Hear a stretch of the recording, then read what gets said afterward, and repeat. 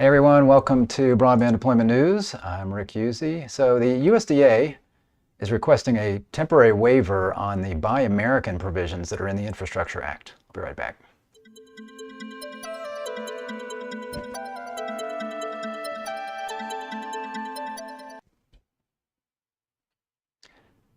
Thanks for joining me, Rick Usey here with Z-Quorum. So the USDA is requesting this temporary waiver of 6 months for Buy American. And Buy American is something that was originally put forward as part of the Consolidated Appropriations Act and was incorporated in the IIJA. So it was originally a bill by itself, and then it was incorporated in the Consolidated Appropriations Act of 2021, that coronavirus package, and it was incorporated in the IIJA for infrastructure there as well. So basically buying American. And as you know, we've got some supply chain issues, and just because of the demand, all of the demand that's going to be for broadband, there's concerns about that. And even the USDA now has come out and said, hey, we would like to get a kind of a temporary waiver on this. So I wanted to talk about that a little bit today, and then some other things that I think are kind of related. What we've got here is this story. So I'll go ahead and read through this real quick. And then there's a few other things I wanted to cover as I comment on this. So you can see here, USDA seeks temporary reprieve from IIJA Buy American rules. The U.S. Department of Agriculture Rural Development Division sought to delay the implementation of a Buy American provision included in the recently passed IIJA on the grounds that the requirement could hinder critical projects, including broadband rollouts. This move is notable given the USDA administers a number of key broadband funding initiatives, including the well-known ReConnect program. So USDA does provide, it's the Department of Agriculture, so it sounds kind of weird, but they have provided a lot of money for rural broadband because they do operate, being the Department of Agriculture, they operate in a lot of rural areas, especially farms. So they have been a source of broadband funding, and the IIJA has increased the amount of funding that's going to be available through ReConnect as part of the IIJA.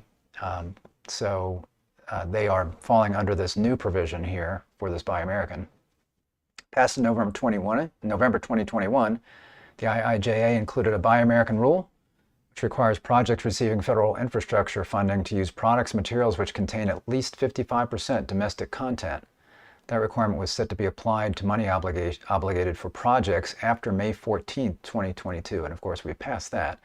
Now this is good because we've seen with the supply chain issues how we're kind of held hostage on lots of things, and it could be things that are coming from countries that are not our biggest fans, so to speak, to put it nicely, where maybe they have some control over us that we don't want them to have control over. So in fact, I heard a story that there's a lot of activity going on with manufacturing right now where they're looking at, a lot of companies are looking at bringing manufacturing back into the United States. So they're looking at restarting some of that, where a lot of that stuff was offshore. Now they're calling it onshoring or nearshoring, or maybe moving something that used to be in China to maybe looking at sources in India, those kinds of things. So there's a lot of that going on. And the Buy American thing, of course, is good for the economy as well. So we've got, if we're buying lots of materials from American companies, that's a good thing. But it is kind of difficult to put that out there all at once, considering the supply shortage right now that we have. In a waiver request, though, the USDA asked that the rules implementation be delayed 6 months. Among other things, the agency said the reprieve will give it more time to ensure program participants know how to meet the Buy American requirements so they can continue partaking in its programs. It will also help avoid unintended negative impacts of immediate implementation, which might include delayed rollouts of critical broadband, water, and community infrastructure in rural areas. And obviously, a goal, especially for broadband, where we're trying to get as many people connected to broadband as quickly as possible, the goal is to get that done, right, as quickly as possible. So this could delay things. So some good points there.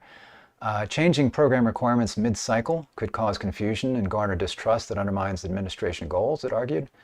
Without an adjustment period, there will be significant harm to RD program delivery, relationships with rural constituents, and deployment of critical infrastructure and service in rural areas.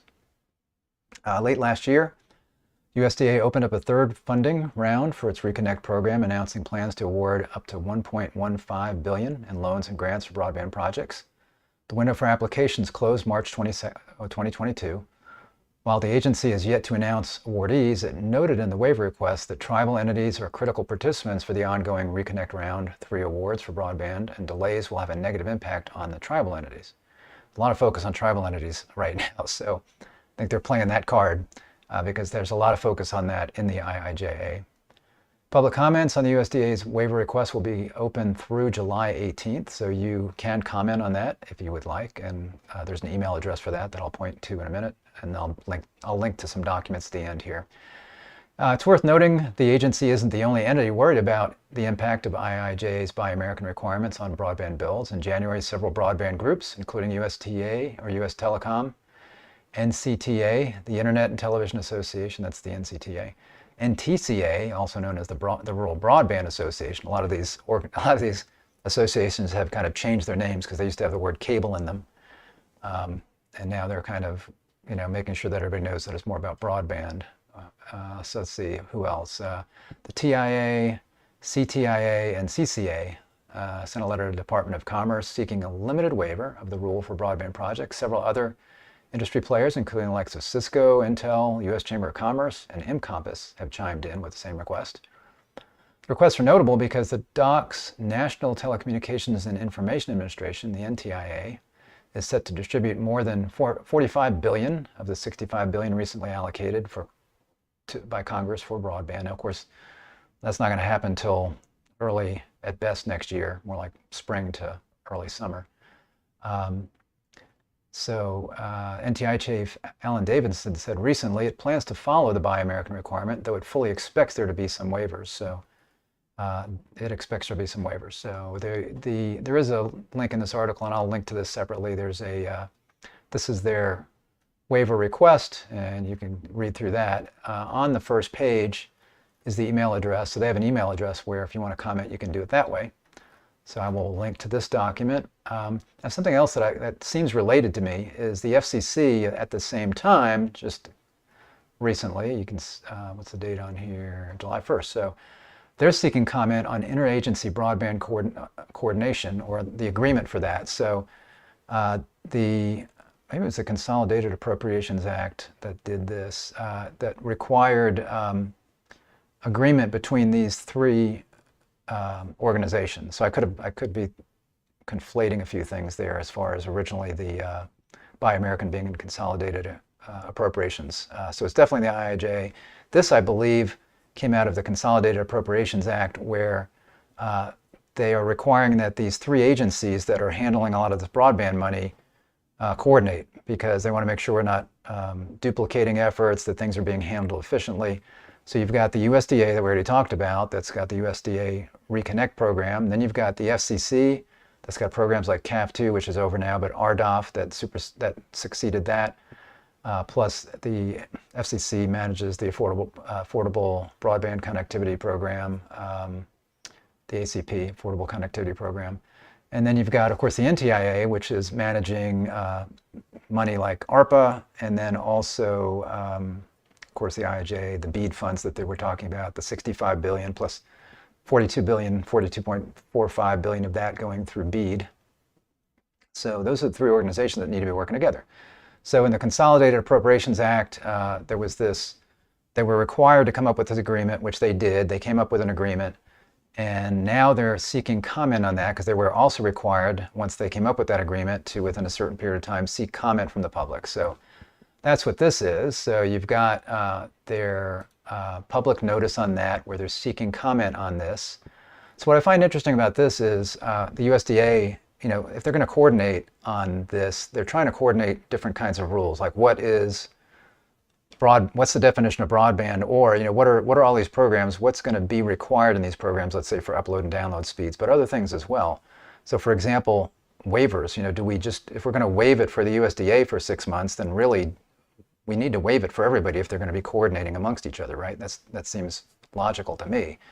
So it could be that this USDA request could fall under this as this interagency cooperation, and they come up with some kind of a waiver that will cover everybody if they agree that the USDA needs this waiver. Because USDA, basically what they're saying is, hey, we've been giving out this money for this period of time to all of these people, and now you're changing the rules midstream. right? So now we got to Buy American. They've got to consider those kinds of things. So if they get a waiver, maybe everybody else does moving forward. In 6 months, like I say, 6 months could be about the time that the IIJA money starts getting released. So maybe they'll do that. Maybe we'll just waive it at that point. And then this is the attachment, or yeah, I think this is the attachment for that. So if you want to read what was the original interagency agreement that they all signed, I'll link to that as well. Or actually, there'll be a link on the one page there that I'll provide. And you see here's the Jessica Rosenworcel from the FCC, Tom Vilsack from USDA, and Evelyn Romali, Acting Assistant Secretary of Commerce. So this would have been, I guess, before Alan Davidson took over. She signed it for them on behalf of the NTIA. So Alan Davidson can say, I never signed that, and he can maybe not grant the waiver. Actually, I'm kidding. But so I'll link to that. And then if you also, you can look in the text of the bill, the Buy American part, and you see here regulations relating to Buy American Act. Not later than 1 year after the date of the enactment of this act, the Director of the Office of Management Budget, acting through the Administrator for Federal Procurement Policy and in consultation with the Federal Acquisition Regulatory Council, shall promulgate final regulations or other policy or management guidance as appropriate to standardize and simplify how federal agencies will comply with and report on and enforce the Buy American Act. The regulations or other policy or management guidance shall include at a minimum the following, blah, blah, blah. So it says, what was the timing there? Yeah, oh, starts up here. Not later than 1 year after the date of enactment of this act. Well, the act was enacted on, I think it was November 15th of last year. So really they have through November this year before these final rules have to be promulgated.